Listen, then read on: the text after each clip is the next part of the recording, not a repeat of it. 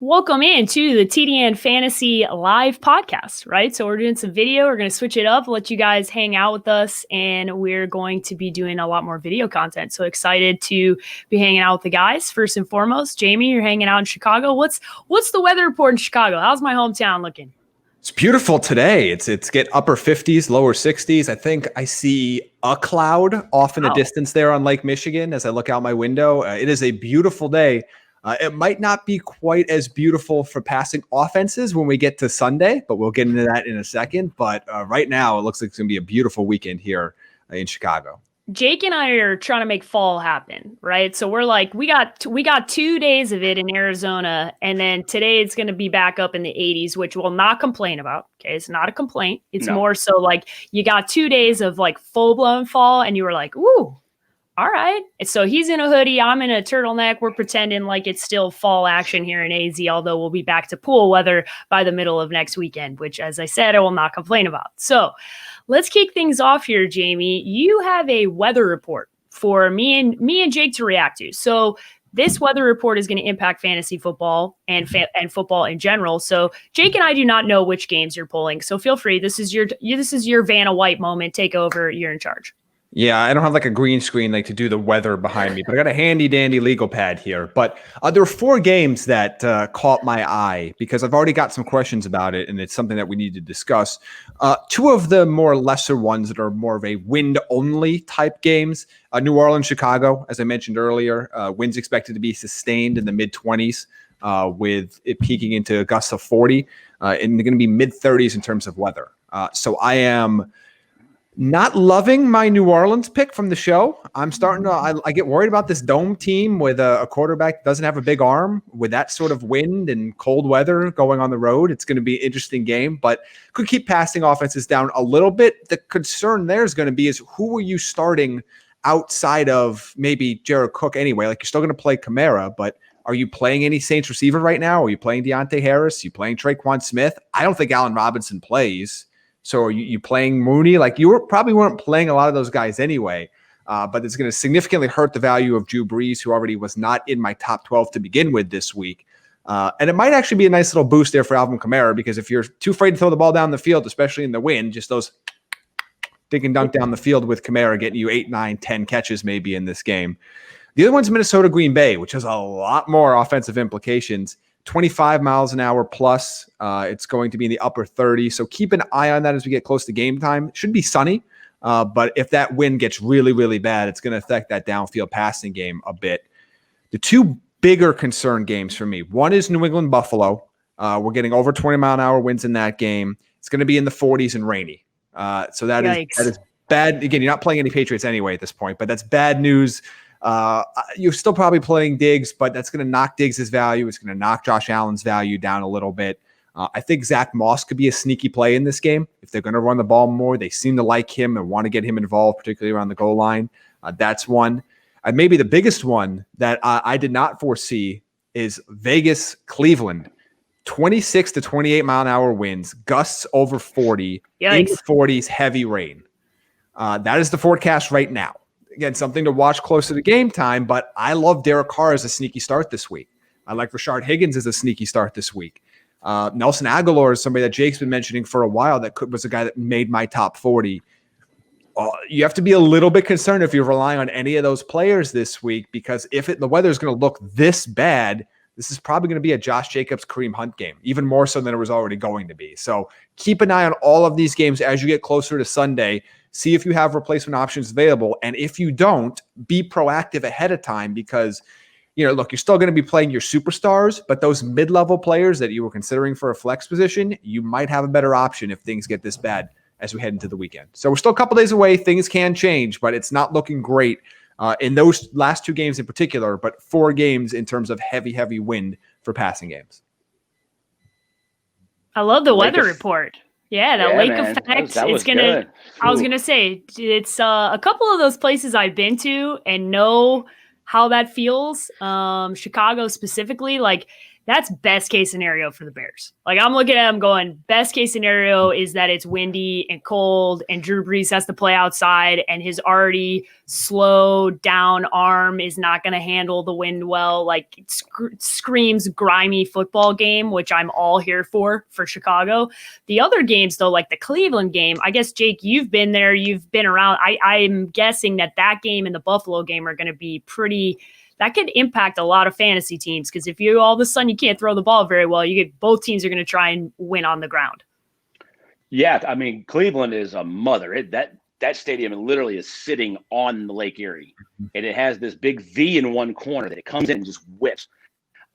Derek Carr's throwing the ball with a lot of pace. I think he could probably get by, and if it's a downwind, it's always better if it's downwind into the wind than it is if it's got a funky cross, because that really affects quarterbacks. The one I would say the one reason I love Josh Allen playing in Buffalo is because of that arm strength. He can throw it through the wind.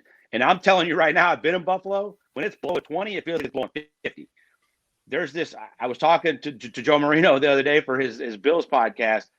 So you have Lake Erie and Lake Ontario, and then you have Orchard Park, and it makes this funky triangle, man. And it comes in over the top of that stadium and then circles like crazy. I think Derek Carr can get by in Cleveland. I think Josh Allen can get through that enough to still make some big plays in Buffalo, but all these games are going to be affected. Aaron Rodgers is the one dude I'm not worried about at all. He knows Green Bay. He's used to it. Great when it's cold. Kirk Cousins has a decent arm. Here's the thing with playing quarterback when it's that windy. Guys that don't throw beautifully tight spirals can get eaten alive. Baker Mayfield doesn't always have a great tight spiral. And if you're a little bit inaccurate, the ball is not really, really tight, man, if that sideways wind hits it, funky stuff happens. That's why I like Josh Allen. I still like Aaron Rodgers in this. I like Derek Carr in this. I think they're going to take some shots.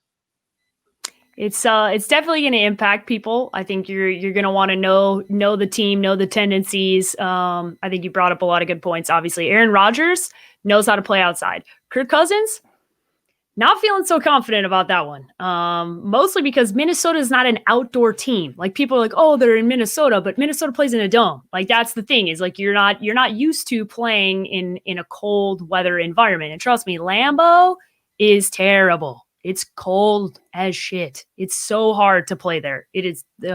No, thank you. I had to do this thing with Gatorade, if you guys remember, where I had to pretend like I was Aaron, but they literally gave us an internal temperature thing to recreate what it's like to be a player playing on the sidelines of a game at Lambeau Field. And my internal body temperature was so low that they made me go inside because they thought I was going to die. Like, that's how bad it was. They were like, you don't have any body fat, Paige.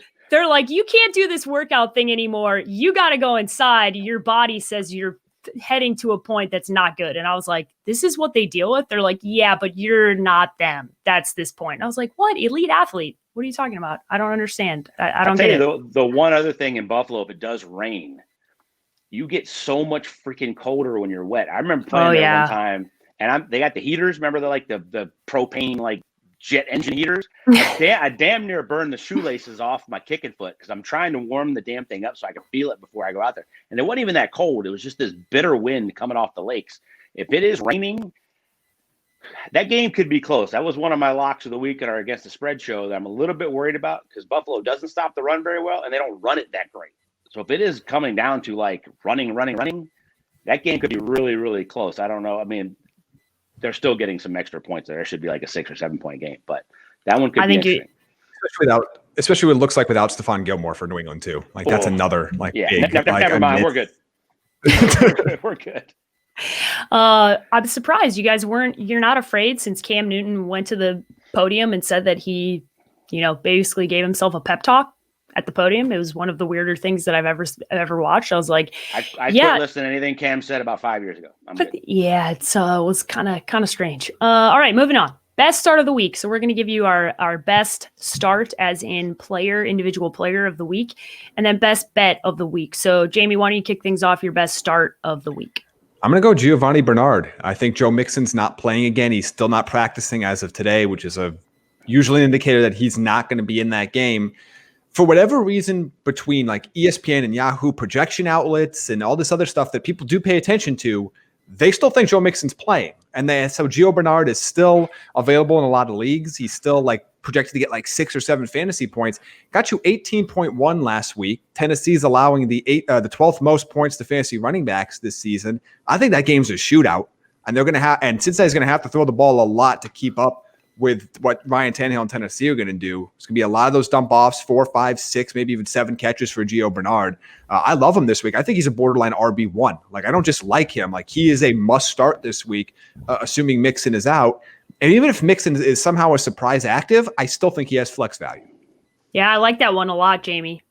I like that one a lot. Jake, who do you I love that one. I think it almost makes it easier for them to throw it all over the yard when they don't have to feel like they got to give it to Joe Mixon. I love that one. I'm going to go with my boy that we all bailed on. I'm pretty sure the whole community bailed on, and that's Carson Wentz. And I'm going to add in / the entire Eagles offense, which nobody thought you'd ever say. But I love Fulgham. I love Ward. I love Rodgers. I love Boston Scott. Most of all, I love Carson Wentz. He's 28 and 29 plus points the last 2 weeks. Dallas's defense is – I don't even know what the word is anymore for how bad they are. They're playing DiNucci on offense. If Zeke can't eat, and it's hard to run on Philly, you can throw on him, but it's hard to run on him. They're going to get some extra possessions here. I like all of those guys, but I really like Carson Wentz. And they were letting him run around and play this backyard style of football, almost like they did the end of last year when he played so well with a bunch of guys you haven't heard of. But they are getting Rager back like this. They're going to have a complement of weapons that I think Carson Wentz has a big week. I know people have seen him as a must start, but a lot of people bailed on him. He's still out there in a lot of leagues. Yeah, he's definitely one of those guys, especially over the last couple of weeks. I'm glad you mentioned his last 2 performances in fantasy, right? It's where you have to separate what you're seeing from a football perspective and a fantasy perspective. The Eagles might not be a good football team, but there's still fantasy value there. And let me tell you, you could be a high school football team and you have fantasy value against the Dallas Cowboys defense. Like there is plenty of fantasy value when you're playing whatever word. I don't even know that there's a word in the English dictionary that you could use to describe how bad Dallas's defense is. And at the end of the day, I don't care how many Cowboys former players they bring out and tell me that it's all Gucci with DiNucci. That's this whole shenanigans. I was like, what am I watching? Like, what am I watching? Michael Irvin. They're like, it's Gucci. We got DiNucci. I'm like, that's a nice slogan. And I love the last name DiNucci. It's a great Italian last name. All that being said, you're going to be terrible. Like, I don't care how many slogans or hashtags you guys come up with. I'm here for all of it, but it's not going to impact that football game. Sounds like a t-shirt that ends up in some third world country with a Super Bowl losing team that they print the t-shirts anyway, and then it ends up like somewhere in the world because they got to do something with them. That sounds like a Gucci DiNucci 1 week and Andy Dalton's back and they ship all the t-shirts off to some random country you've never heard of. That's just awful.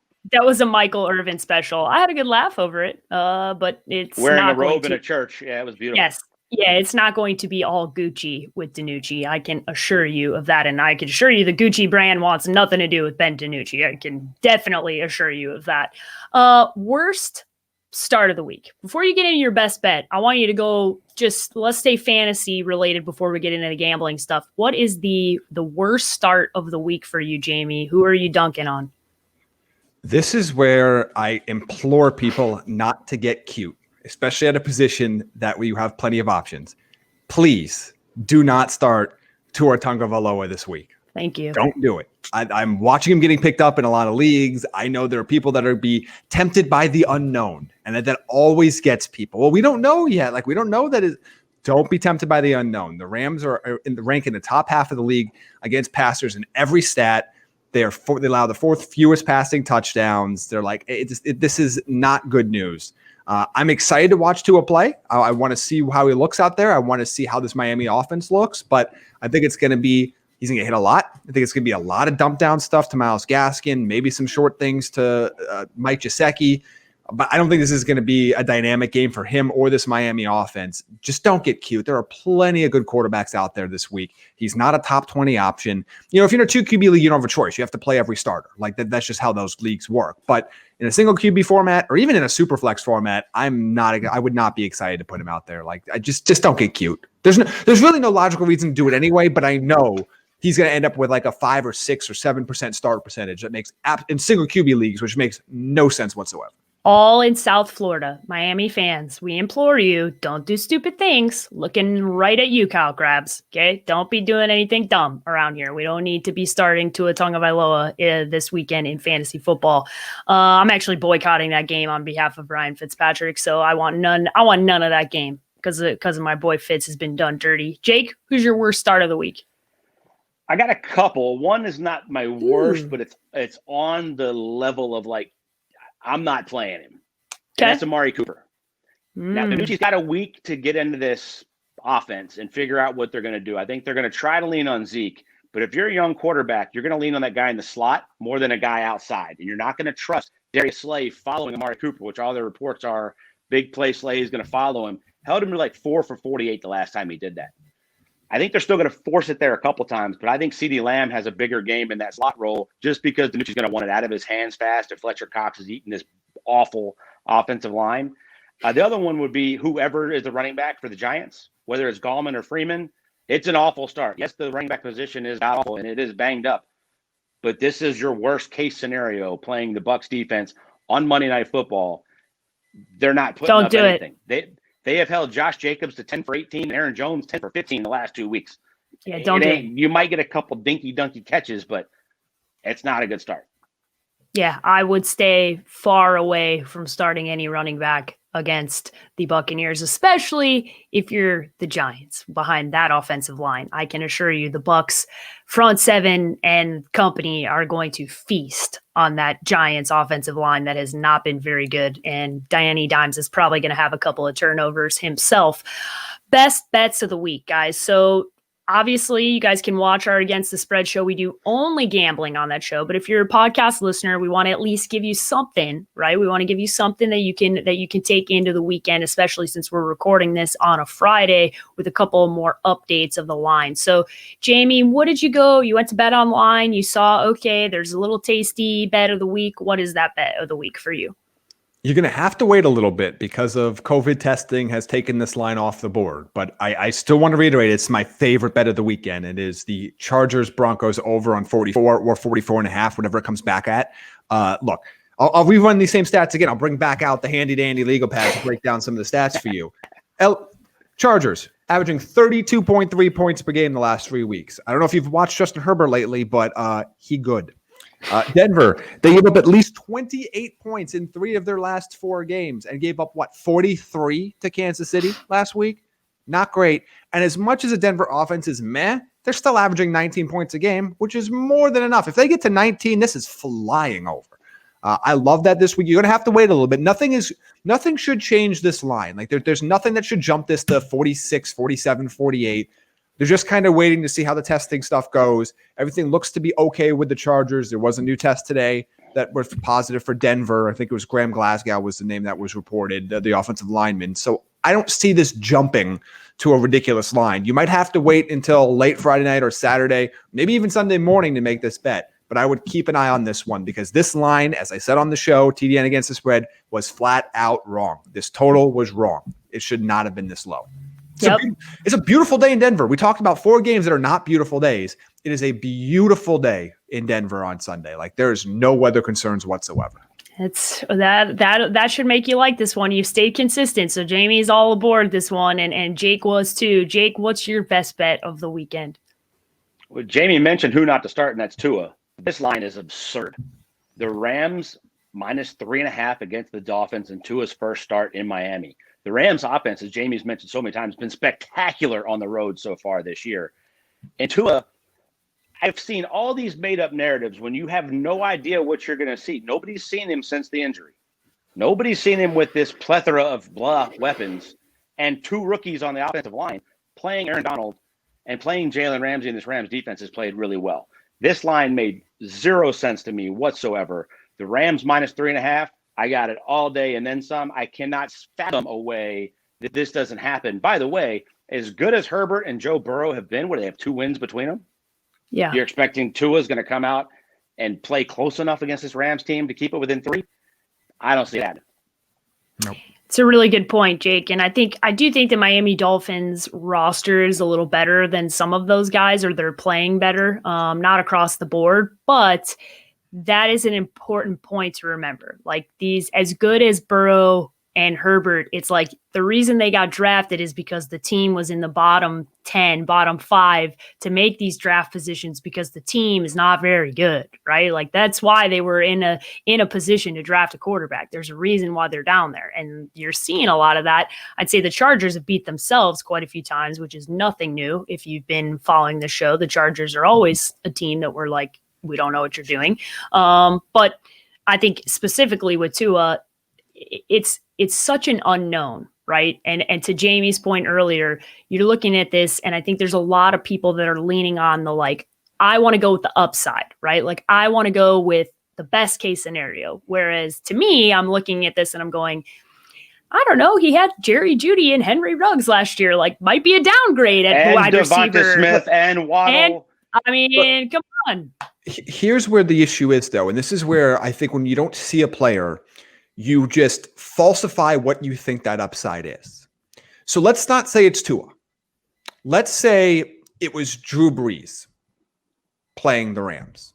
Okay. Let's say it was Ryan Fitzpatrick playing the Rams. Let's say it was Jared Goff playing his own defense.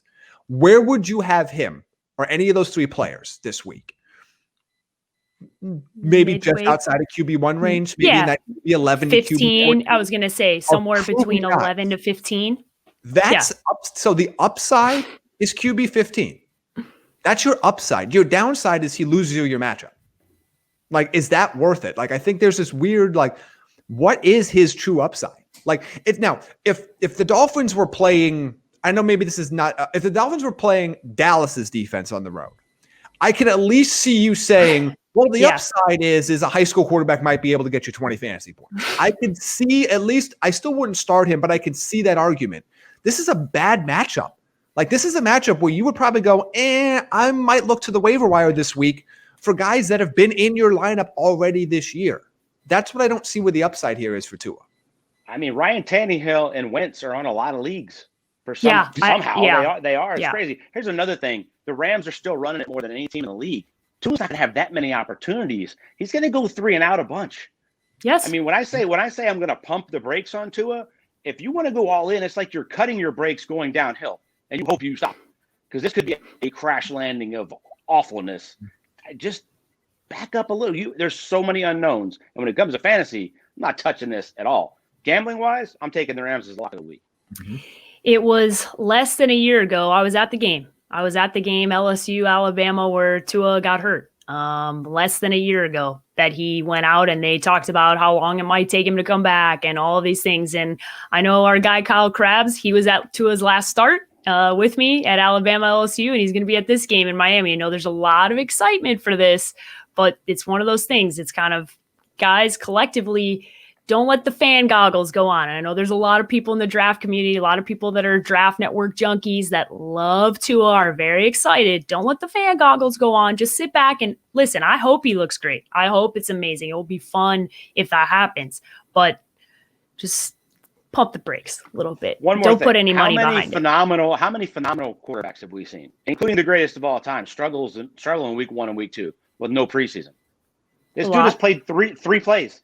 Yeah. No preseason game. It's not like he played 3 quarters in preseason game number 3, and he has that in the memory bank to go back on.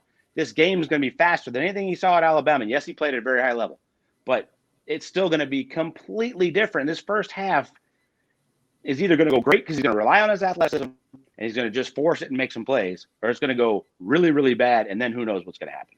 There's just too many question marks all the way around. Too many variables, which is not a good thing for fantasy or for gambling. So those, if you're taking notes at home, those are not things, you don't want the word variable coming up when you're thinking about things that you want to do, where there's already so many things that are unknown and unsure as you go into your plays for the weekend. Last thing before we get into this or that, which I'm very excited about because you guys do not know what I have prepared for you, is your sleeper of the week. So Jamie, who's the sleeper of the week for you this week? Corey Davis. I'm not sure why he's not getting more love. 14% of starting lineups this week, only rostered in 34% of leagues. He's averaging 14.3 fantasy points per game when he's played this year. That's good enough to be a top 30 wide receiver. He's had no fewer than 11.9 fantasy points in any game he's played. Do you trust Cincinnati secondary? I don't trust Cincinnati secondary. I know A.J. Brown's going to be the big matchup there, but Corey Davis is getting looks this year. He's getting looks even when Adam Humphries isn't. There's going to be room for multiple Titans players to have a lot of success in fantasy this weekend.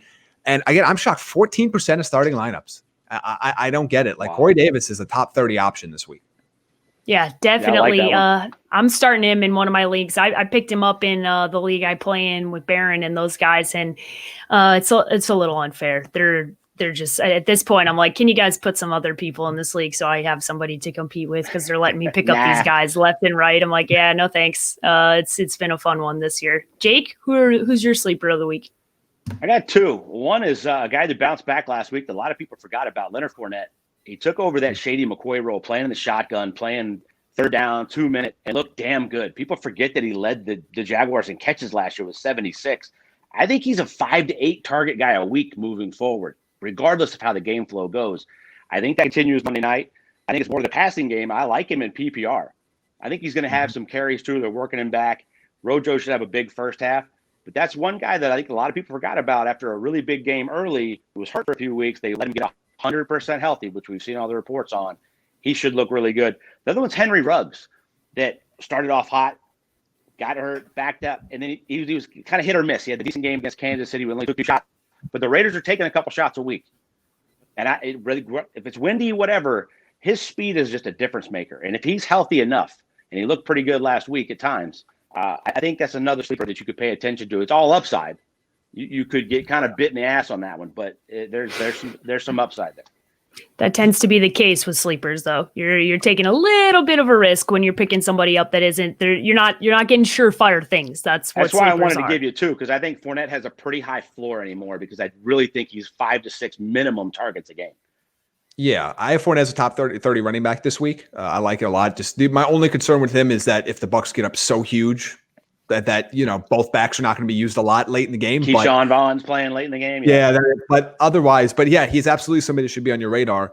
With Ruggs, I'd like to see them get the ball in his hands on a little bit shorter options too, and just like get him into space and let him run after the catch. Because right now they are using him to stretch the field and they're taking some shots to him. But I thought we would see a lot more of those like quick slants or bubble screens or things just to get the ball in his hands and make one guy miss and pick up chunk yardage. And we haven't seen that yet. Maybe it's because he's been hurt, but it's a great point, Jamie. That's what we talked about in the preseason, was let somebody else. And I think Aguilar's looked good deep.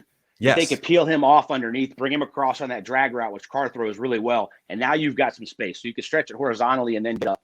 Hopefully we see that. I think those are the kind of things. He's just so dynamic if he is healthy that he could break the game wide open at any point. By the way, the Browns defense is like second worst in the league, second or third worst pass defense in the league. So they're going to take some shots. I was going to say, there's also the fact that you're playing against a pretty favorable matchup, but because you guys brought it up, it's a perfect transition to this or that, because the most searched. Okay, so I brought this segment. What I did was on fantasypros.com, which I love using, big fan of Fantasy Pros. They have the most searched start or sit, right? So you can go in there and you can see what are people looking up? What are they paying attention to? What are people dealing with? So we're trying to help you guys out, because apparently these are the top 5 situations that people are in, and they're searching this one or that one. Which one should we pick, right? So the first one hits right at home with Tampa Bay. A lot of people interested. Is it Ronald Jones this week, or is it Leonard Fournette? If you're choosing between the two, you got to pick one. Which side are you going? Jake, I'm putting you on the spot. It's you first. We talking PPR? Probably. Yeah, let's go. Overall? Let's go half. Yeah, let's go PPR. Let's leave it that way. I think I probably still go Ronald Jones. I think he has a big first half. I think he gets in the end zone. He's still going to have a couple targets, some screens. Fournette's in a limited role, but the limited role with Tom Brady is going to be that check down back. I really like them both. If I got to pick one here and people are in that situation, I'll go Ronald Jones, because I think he gets back 3 straight 100-yard games. Last week, they just threw it all over that Raiders secondary, which was just giving up a ton, and you can't blame them for that. And they stopped the run pretty well, but he had some potential. I think he's getting 15, 18 carries regardless. I think this week he bounces back. Jamie? Yeah, I'm going with Ronald Jones as well. They're both RB2s for me, so I think they're both capable of being in your starting lineup. But if I have to pick one, I'm going to pick Ronald Jones, because I think his upside is still a little bit higher here. I still think he can get a ton of work, and if you're going to lean on one guy, you're going to lean on the healthy guy late when you're up a bunch. But They're both solid plays this week, but I think I'll give Jones a better chance to get into the end zone, and that'll be the difference for me. So he's a few spots higher than Fournette in my rankings. All right, guys, the next one, Aaron Jones or Joshua Kelly. So you're going to have to make this decision early, right? Because Aaron Jones plays in the early games. Joshua Kelly plays in the afternoon games. But the Jones stuff is based around injuries, right? And whether, okay, I didn't think he was going to play. So do you feel comfortable starting Joshua Kelly, or like, do you have anybody else that you would play instead? This is the second most searched this or that this week. So I knew that's a very odd. That's an odd question for me. Like, it's like, if Jones is playing, I'll take even 50% of Jones over Josh Kelly right now, but I don't think he's playing. If you can get Williams, I doubt you can anymore. Do that. I'd be more willing to take a chance on Jermichael Hasty, or even maybe a Jerick McKinnon bounce back week. Myles Gaskin, like all of those guys I would much rather have over. I'll take LaMichael Pirine over Joshua Kelly at this point. The Chiefs would give up some run. I think the Jets are going to try it. He's at least going to get the workload. All right, guys, moving on. Another Tampa Bay situation here. Rob Gronkowski, who's been slowly creeping up into a territory where people are looking at him going, okay, I'm interested. You heard probably the funniest quote I've ever heard in my entire life, him describing that he is like maple syrup or butter, drizzled. There's a lot going on there. There's a lot of innuendos and everything that Gronk says, so we're going to stay away from that. Gronkowski or Mike Gesicki this week? I'm going to go with Gronk. I want to see how Tua and Gesicki match up first. I know everybody's initial reaction is the young quarterback's going to go to his tight end, but he's not his tight end. He's his big slot receiver. Yeah. So I don't think he's going to be matched up on linebackers more often than not. I don't know. To me, Gesicki's been very hit or miss. You now have a new quarterback. I don't know how there's going to be that interaction. So I would rather go with Gronkowski in this matchup, because that Giants defense is terrible. And Gronkowski's been able to have some success this year, especially in the last few weeks. I mean, look, I get why you might want to play Gesicki, but for me, I think it's clearly Gronk. Like I know there's going to be a lot of people that have that option, and I've already been asked about Gesicki a bunch. I'm still wait and see mode on him, because it's not like he's been tearing it up either. If he's been dominating and you're going, let's see. He's been hit or miss with a better quarterback play. So I want to see how he interacts with Tua this week. Jake? Yeah, I'm going to go Gronk too. Gesicki's bit me in the ass a couple times with fits after he played well. I mean, he threw up a freaking goose egg not too long ago. Look, Gronk goes over 100 last week if Brady doesn't miss him on the first play of the game for 25 or 30. I will say if the game flow goes like we just talked about with the running backs, it could be Gesicki, because they're going to be throwing it till the very end. And I think they would love to get Gronk some time on the sidelines. He's still banged up with a shoulder. He's playing his ass off. He's playing a ton of plays. I think they'd love to get him some rest on Monday night. It's going to be a short week coming back for the Saints. That doesn't mean he can't have a big first half. I think he still has 4 for 50, and he's becoming a red zone monster, and Chris Godwin's not there. So I still like him more, but the game flow could get you some more garbage stuff for Gesicki in the second half. So that's where this comes up, this interesting concept that I wanted to get into, because I think you're going to be dealing with it potentially if you are a Bucs fantasy owner or a Chiefs fantasy owner. There are times where the matchup can almost be too good. And if everybody executes as they need to in the first half of games, you're going to have a very limited opportunity to accumulate enough fantasy points. And we've seen that sometimes where teams win big without any real great fantasy performances. And that's always the risk when you play teams like this, where they could both shut it down for the final 25 minutes of this game and win by 2-3 touchdowns. And then you're kind of looking at it like, wow, nobody really had more than 8, 9, 10 fantasy points. I really thought this was going to be a big day. That can happen. So I would be cautious of that because for me, it's been looking at the 2 Kansas City backs going, yeah, like CEH should have a 20-point game. But if, Mahomes hits Mecole Hardman on deep on one, and they throw a touchdown to Tyreek Hill and a touchdown to Travis Kelce, and all those guys have 3 catches, and then CEH has 15 carries and then isn't used much in the second half as they let Le'Veon Bell get some revenge, then all of a sudden that great matchup turned into a nightmare for you. So there's really no actionable advice there. It's just more of like, keep in mind that can happen. Like the best fantasy matchups are when you're playing a bad defense and the team that player plays on also has a bad defense. That is when you get those like huge monster performances. That's the sweet spot of matchups. Yeah, the sweet spot for sure. All right, 2 wide receiver questions here, guys, back to back. We've talked about a couple of these guys too. So the first one is Nelson Aguilar or Juju Smith-Schuster. Our guy, we love him, but Nelson Aguilar's definitely been coming on. The weather implications of that game, whether or not you're going to see a big performance from Juju when they're playing the Ravens. So, Jake, I'll let you take this one first. You go with Juju or Nelson Aguilar? God, that's tough. I mean, I know on the surface it sounds easy, but I think if Ben's going to lean on somebody in this big matchup, he has a chance to lean on Juju when it matters in the red zone. And Aguilar's still only getting 3 or 4 targets. They want to run it with Jacobs. They're going to play action. They're going to take some shots. But I think Juju has a chance at 6 or 7 targets, where I think Aguilar only has 2 or 3. They might be shorter ones, but I think Juju has a better chance to get in the end zone as well. Jamie?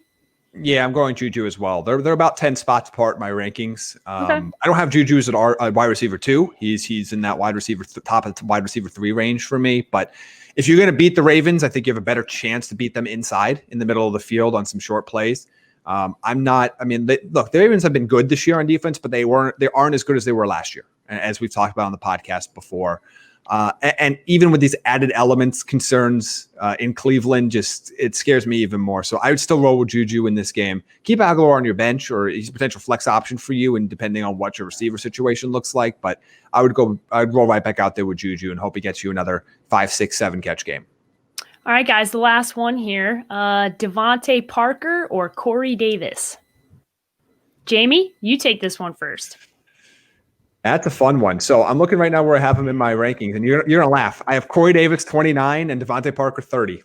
So I have them very close, but I take Corey Davis. I feel safer taking Corey Davis in this game. I mentioned the stats about he hasn't had fewer than 11.9 fantasy points in the game this year. He's got the better matchup. I trust the quarterback a whole lot more.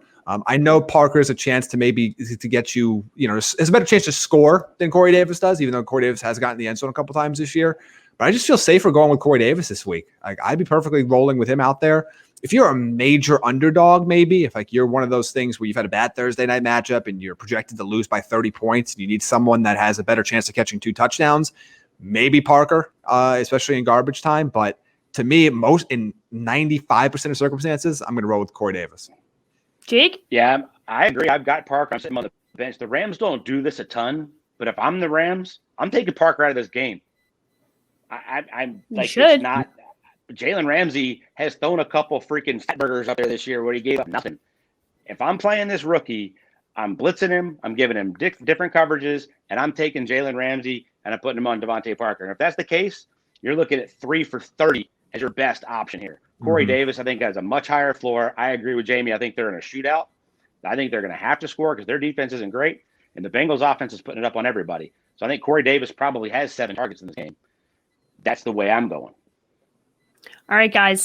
Fan Friday, couple questions that we got on Twitter leading into the podcast. So I'll end with this. If you have any more questions, guys, you guys can jump in on Sunday morning, join our premium experience on thedraftnetwork.com. You click Be the Expert. That's where you can jump in and become a premium member and experience everything on Sunday mornings, along with some amazing features inside the mock draft machine, premium content, tons and tons of things that you can do for the Draft Network. The first question here is, and I laugh because it came in on Twitter, then it came in on our premium Slack, then it came back on Twitter. And I laugh because there's not really an answer to this question, but I'm going to ask you guys anyways. Are there any sleeper running backs? And I put quotations up for those listening to the podcast because there's no wide receiver or running backs right now, right? Like it's so slim pickings, but is there anybody you could kind of qualify as a sleeper running back right now? Jamie, you look like you. I mean, I'll give you 2. I mean, I will. I guess there are a couple. I guess I do think LaMichael Pirine, the name that Jake mentioned earlier, is somebody that could be interesting. He looks like the more dynamic back there. Again, but how much are they going to run the ball when they're down 31-3 in the second half? I don't know. But he's somebody that at least is worth keeping an eye on. He made my top 35 this week at running back, which again is damning with faint praise given the state of the position right now. But he's there. I think Zach Moss, because to me, Buffalo's going to have to run the ball more effectively. And if they're going to run somebody near the goal line, they clearly do not want it to be Devin Singletary. Like they do everything in their power not to make Devin Singletary the guy. As much as he annoys the hell out of everybody, Malcolm Brown is still going to get goal line work in Los Angeles for as long as he's healthy. I've been screaming that since July, but it's just going to be the thing. So I'm sorry for all the Cam Akers owners out there, but he's somebody to keep an eye on. The one name that I will not throw out there is I have no idea what to do with Seattle. Don't ask me a Seahawks running backs question. I don't know. They're all going to be active and they're all going to get 6 to 8 touches and none of them are going to be valuable. Like I want nothing to do with it. I don't think you need to run and pick up DJ Dallas or Carlos Hyde or Travis Homer. If you have Chris Carson, I probably wouldn't even start him if they make him active this week at this point. I'm not going to. I don't think any of those guys get double-digit work. No. And they can't bring up anybody else because they can't get anybody tested in time. So that's just going to be a mess. I know I'm going to get asked that question, but just don't ask me because I don't know. I'll be legitimately honest with you. I do not know. I don't have a good answer for you. I got one other one I'm going to take a flyer on. That's Le'Veon Bell. Okay. He's been there for 2 weeks. He should be much more comfortable in the offense. He looked good last week. I think CEH has a big first half, and I think they want to get Le'Veon Bell in the flow of what they're doing moving forward. Yeah. Screens, I think they throw it to him a little bit. I think he probably has 12-plus carries, and I think he gets to the end zone in the second half. And I think they want him to get in the end zone, get his confidence going, get that excitement level up. So he's kind of a sleeper. I'm going to play him over Carlos Hyde in our TDN premium league, just because what Jamie just said, I have no idea what the hell Seattle's going to do. And I have a pretty good feeling. I mean, if I put yourself at Andy Reid and in the brass and Kansas City shoes, you got him. You got to get him. You got to get him in the game. You got to see what you have. There's not going to be a better chance than this as you move forward with some big matchups coming up. I think he has a big second half. Yeah, I'm in agreement with that. I am not playing Chris Carson. Put your money where your mouth is. I am not playing Chris Carson this week.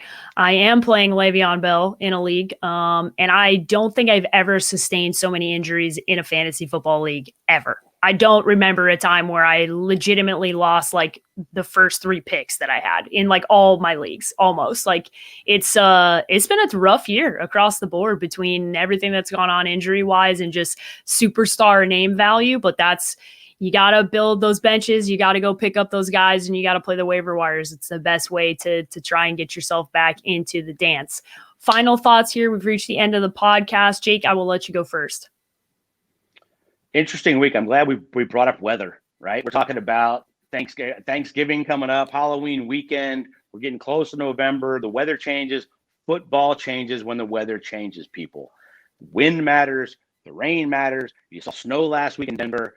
It also feels like freaking football when you're sitting, Jamie, it's high 50s in Chicago. That's just awesome. Going to be 30s for the game.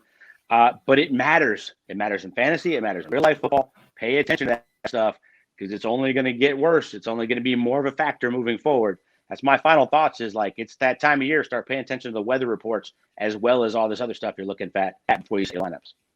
I love that because I'm looking at my iPhone. I'll show everybody what's going on. So I'm looking at Chicago, right? And Sunday has that little wind emoji next to it. There's no sun. There's nothing else. It just has the blustering wind on Sunday, which I love for the Chicago Bears. It's when quote unquote Bear football happens. So hopefully Matt Nagy pays attention. I'm not. The only problem with that is the Bears are averaging 84 yards a game on the ground, which is worse than the NFL. And you're not talking about either quarterback having a big enough arm to deal with really, really windy days. And the Bears are still throwing it way too much. So something's going to have to give. But I hope it forces. I hope it forces my very positive head coach. That's the way he was described this morning. To run the football. We will see. Jamie, your final thoughts. I mean, we're waiting. My final thoughts, and one, I want to echo Jake's sentiment here because you're going to wake up on Sunday morning and remember, clock's back. And it's November 1st, so it's now November football. And all these for the rest of the season, this is where not only you have to be thinking about weather, but if you're a contender, you need to start thinking about playoff matchups. Start looking ahead. If you're going to make, trade deadlines are coming up sometime in whether next 2 or 3 weeks, depending on your league setting. Start looking at playoff matchups. Start looking at what your your quarterback situation, even your defense situation, your running backs, receivers, and start trying. When you make those moves, you now have to consider the long-term play if you're a contender. If you're just struggling to get in there, you got to do whatever you can right now to get in. But I'm just saying, the big thing to me is that the calendar is about to flip. It's about to be November. We're going to be through week 8 when we talk to you next on Monday morning, which means 9, 10, 11, 12. That means 4 weeks in the regular season left for fantasy football before you hit the playoffs in most leagues. So it's go time. And you need to, so if there's been players you've been sitting on that are like, they've been kind of underperforming, you don't have time anymore. You've got a month to get your roster in order for the postseason.